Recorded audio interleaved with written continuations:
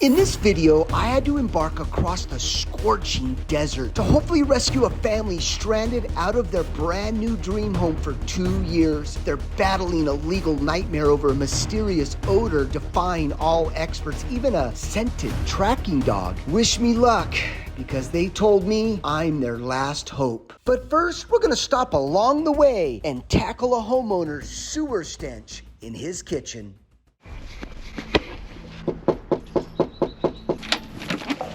Hey, good morning. Hey, good morning. Steve. David, nice to meet you. Pleasure. It's coming behind from there. Yeah, I'm getting a little bit of a whiff, yeah. This odor lasts 3 months.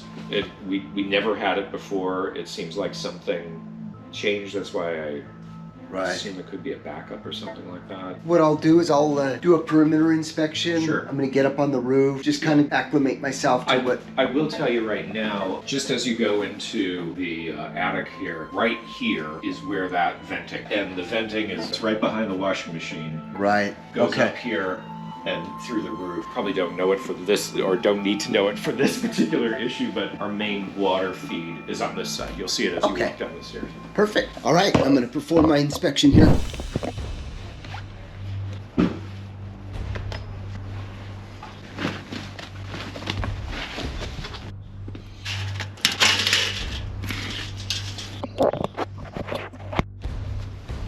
So clean out right here.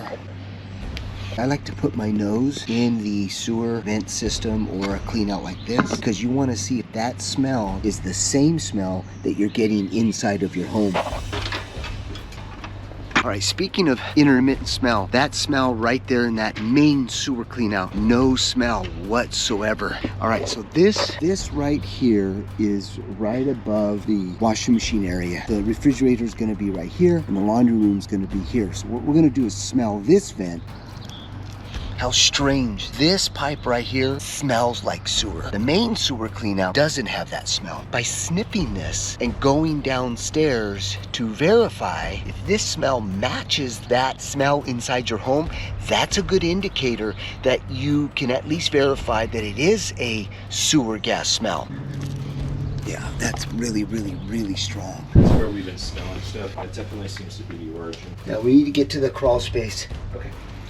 Here's the partial crawl space I told you guys about. Oh yeah. The only water line that's coming here, exposed piping, is the water line that starts on the far side there and feeds in under here. So there's no access to this area here? No. All right, we're gonna get the smoke on and see if we can identify any smoke haze going into this, so we'll keep this open. Sure.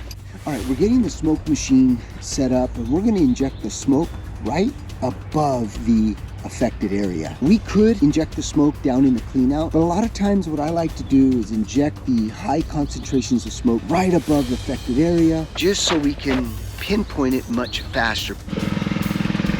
Oh, there is smoke coming out of that vent there. Not good, not good. Okay, tell them that's it. Okay, that's it, bro. You can turn it off. It does appear that everything's coming from... Oh, interesting. So what we're going to do right now is we're going to open this up to see if we can kind of trace it. Hopefully it's below the kitchen cabinets here. We're going to get the floors and stuff prepped up and then get our HEPA vacuum in here.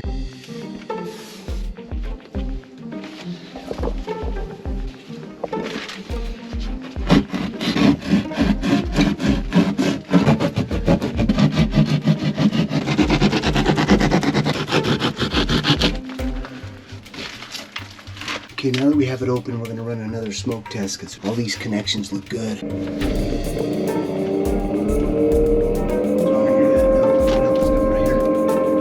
Okay, so let's take the bag there and let's open this section here.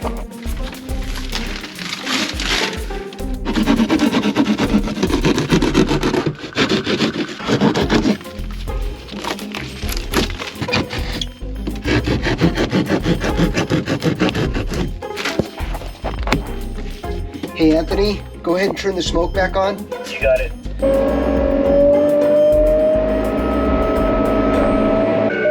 Okay, shut it off, shut it off. Somebody just cut that fitting and didn't cap it off. When we were doing the smoke test, a lot of smoke coming up above. This has got to get fixed, and then we have to reintroduce the smoke. We were getting smoke out of here, you guys, so we got to make sure that this is sealed up. so the rats don't get him. What we're gonna do is spray this so this never ruts out.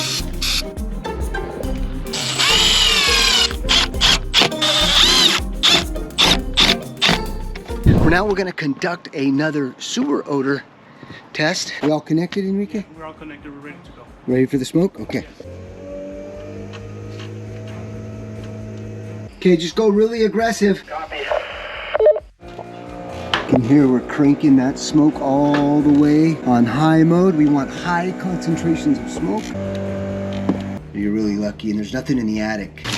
Unfortunately, we are getting smoke coming from below this too. This pipe right here, I have a feeling, may go underneath here to pick up the kitchen vent. Okay, so what I'm gonna do is pull this clean out. This feeds the sink. I'm gonna see if I can run my micro camera and verify if there's a vent.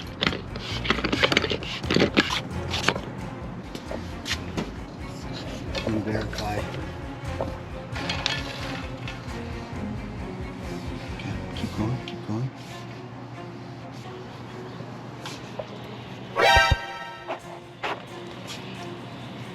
Yeah, so the homeowner's gonna have to make a decision. We open up here and put in a Studer vent, or we've got to go down in the basement, open up all the ceiling and do a major replacement. It's all gonna be based on the cost here. We can either open up that stucco, Yeah. and then what we would have to do is put in a Studer vent in the wall over here, which is basically a one-way valve. So it allows fresh air to come in, Yeah. but it won't release any of the sewer gases. The other option is to go down below, open up ceiling, but then we don't know how many, where, and all of that. All right, this is a bit tricky.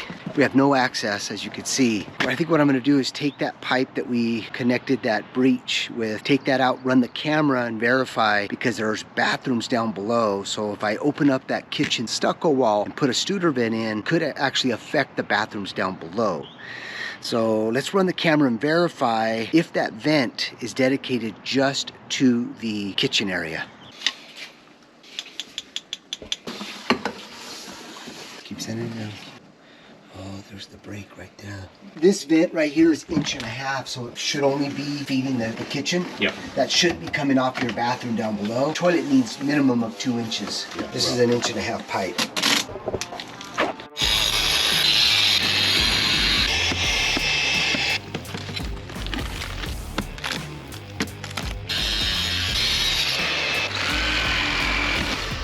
Okay, so the reason why we're cutting this is because we want to isolate the actual drain to the vent. We're going to cap this off right here, and then we're going to go inside of where the refrigerator's at and cap off the line that goes up. Redo a smoke test to see if this is going to solve it. So if we inject smoke, now if we're still getting smoke out of here, we got a problem. They're smoking that line. Yeah, see, we're still getting smoke coming out. Dang it.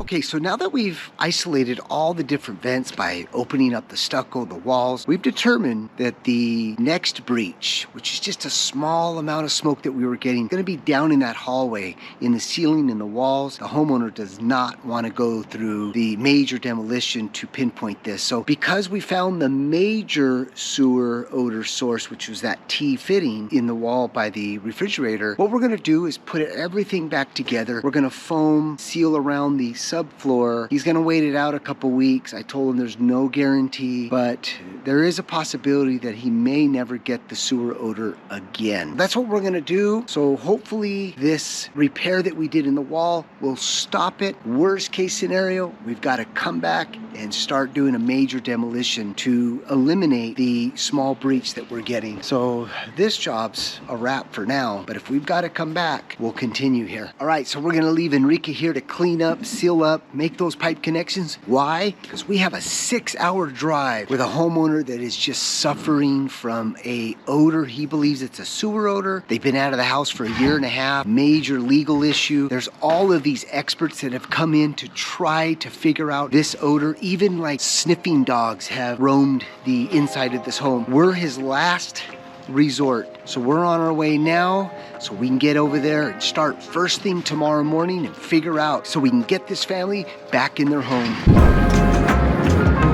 All right, we're about to arrive. As you can see, all these homes are brand new. So that's why this homeowner is having a legal battle with the developer.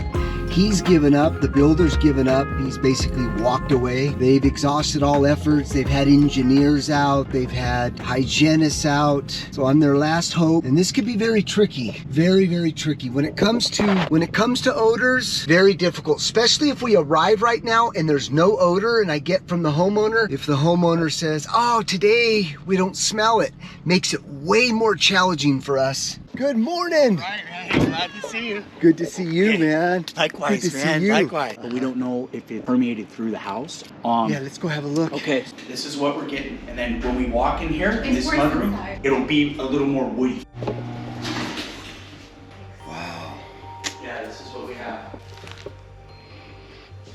When it's windier. You get it stronger when it's windy? Yes. We got our kid in here, yeah.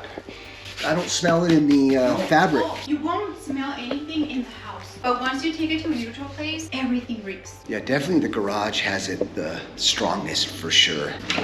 The garage for sure is the strongest. We lived here 2 weeks and then everything, or sorry, like about 2 months, 4.5 months, and we left. It was so bad. Yeah, it's way heavier in the garage. What I want you to do is let's isolate this kitchen. You don't have to put a zipper here. We can go out this door. Let's seal this off. I want to start isolating. Got to keep these doors closed. Right here, seal that up. Carlos, we're going to be outside conducting the smoke test. So if you see smoke coming out, just let us know, okay?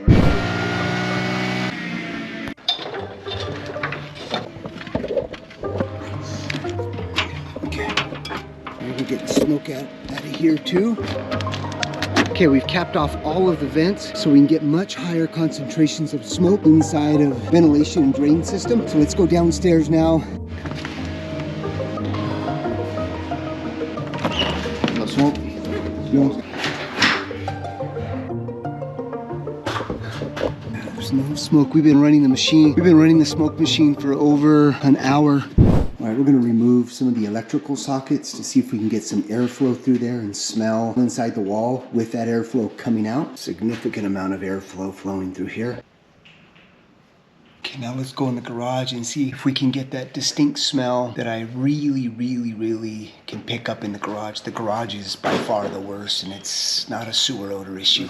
That's gonna be the big challenge here. Who's your hygienist? Was Clark and... We have reports, the hygienist that they used, and he Right. ran multiple tests with Dominion. Did they run a VOC test They did. for how many days? It was like an hour test or a 5-minute test or something. It was quick. The VOC Oh, testing shit. came and sampled 20 minutes or something and left. We weren't here. And you had that report? Yeah. Okay. we do. With your permission, can I open up these walls? Please. 12 inch by 12 Total, inch? everything. Just Couple different areas? do it. Okay. Yep. Put your nose in the wall. I don't not- get any smell at all. Yeah. And see, that one stinks. That hole in that pantry. We're gonna go ahead and focus in the garage here. And the reason why I'm focusing in the garage is because the smell is super strong. It's where it all starts. So that's why we're gonna start to isolate this garage, because we've gotta figure out where that off gas is coming from.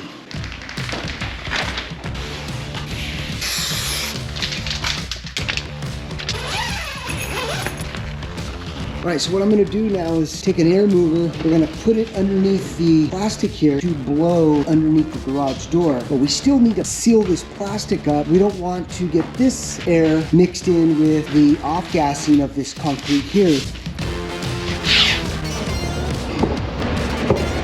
Ooh, I smell it. Come inside. Did you check the living room? Okay, it's been about 45 minutes. Now watch this. Come over here.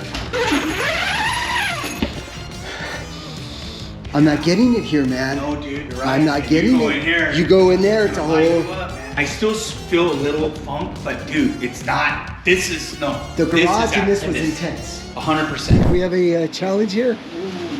We have it out. Huh? Well, folks are excited, right? Got the, Folks are got excited. The two white boys against the Latinos. Oh, look, yeah. I just ate. Oh, wow. Here you go. Okay. Yeah, you know what? You can cut the video right there, bro. He's putting up numbers on you right now. Yeah, he did. Numbers. I could only do 2, bro. Numbers. Well, guys, it's about 7:30 a.m. the next day.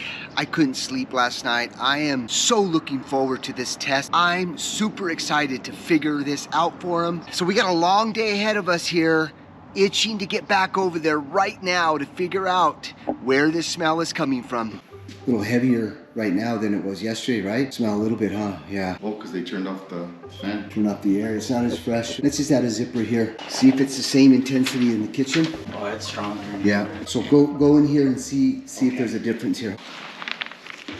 Oh, it smells pretty clean, huh? All right, now that we've removed the plastic barrier from the concrete, we're gonna zip this up. The VOC testing equipment is supposed to arrive between 9 and 1. So we're gonna zip this up, wait a few hours, and see if the smell gets to be more intensified in this room, because it definitely was not the same. Right, so while we're waiting for the VOC test, it's gonna dig down alongside this garage. I'm gonna get a sense of what that soil smells like. Taking the soil, put it in the bag. Wet soil. Just wet soil? Yeah.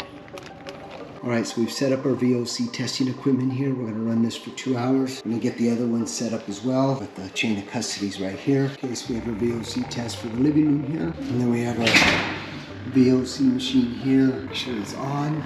Yes. And then in the garage. And right there.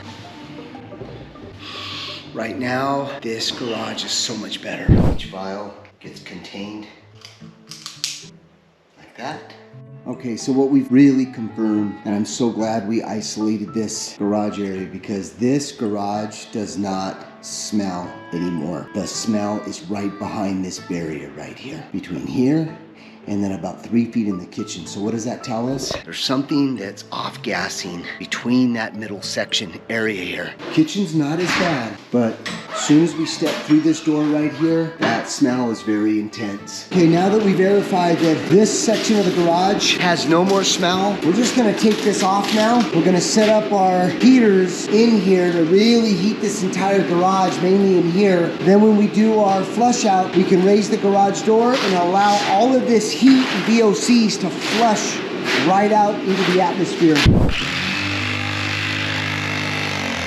So what we noticed was I opened up the ceiling in the middle because I wanted heat to get up inside of the ceiling area. Once we made that opening, I got my head up in there and I can smell the off gas of the wood is what it appears to be right now. So we're just gonna open that entire ceiling up so I can identify if the wood has any sort of deterioration, has any sort of microbial growth on it, any biofilm, oils that may have been contaminated during construction or storage, you never know, but there's definitely a very, very strong smell coming from that ceiling. So if you notice that this OSB board is not shiny, but over here, that this has some sort of oil base, very, very shiny. So this leads into the entryway of the home. I'm gonna seal this up with foam. I don't want this odor to get into here.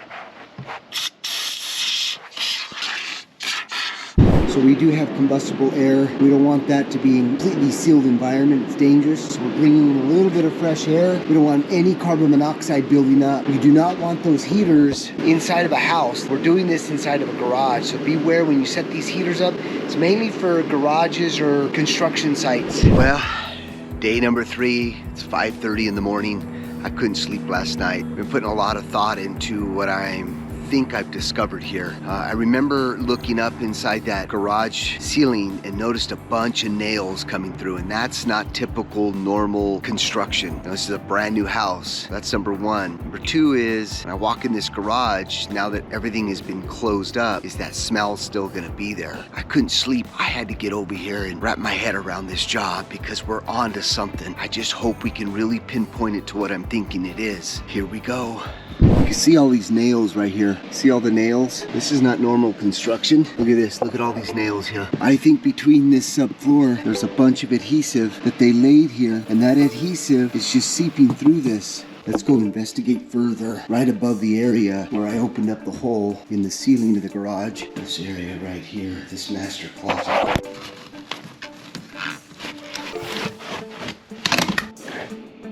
There it is.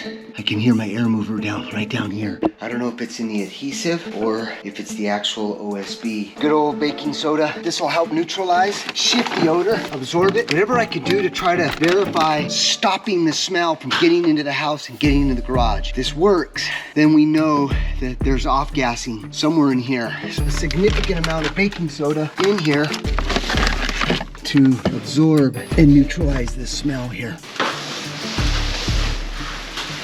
Stretch it out.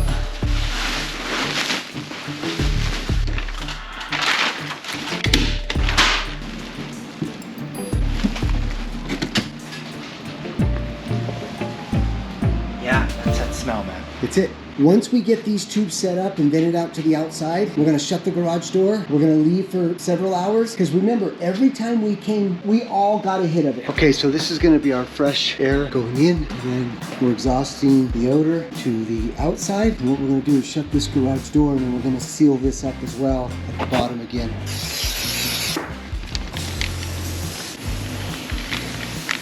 All right, so it's been about 45 minutes to an hour. Now that we've got everything circulating and the toxicity vented out to the atmosphere, we're not getting any smell in here whatsoever.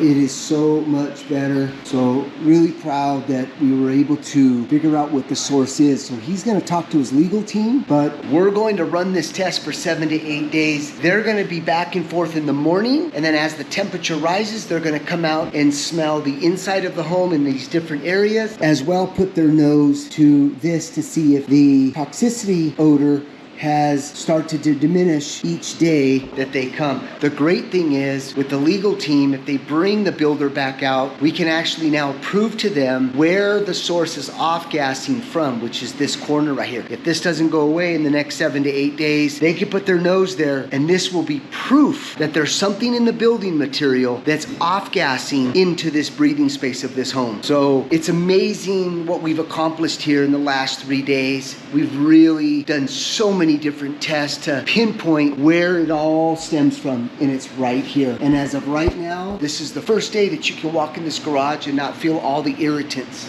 Pretty incredible. 12 days later, and the results are in. I am shocked, and I think you will be too. All right, before we go over these results, I've got to take you back to a little unfolding stories here after we left. So we exhausted this out to the outside atmosphere. Lo and behold, the next door neighbor, after a couple of days, was complaining about the same odor we were getting coming out of the ceiling. So that led into a conversation with my client and them, stating that this home during the framing period was just soaked in a huge monsoon storm. So the subfloor got completely saturated. The big difference is that she had her subfloor replaced on top of the existing wet subfloor with only screws. My client Steve, however, was a completely different method, and what they used here was some tarry material as well as some adhesives. Now, my client as well hired through the builder a environmentalist, which I'm going to show you later, who came out and did the same VOC test that I did, but it is astounding the differences between my test and the builder and Dominium's environmentalist who took their test. Check it out. Okay, so here's the side-by-side VOC test, and you can see we both used the same lab. Now the big difference is that the builder and Dominium did a predict. We did a reveal. When you have a mystery odor that nobody can detect, you need to do a reveal. Why? Because that is going to expose way more chemicals, way more VOCs than the predict. Now, more importantly, the builder and Dominium, when they took the VOC test, you can see that the total VOCs was 1,100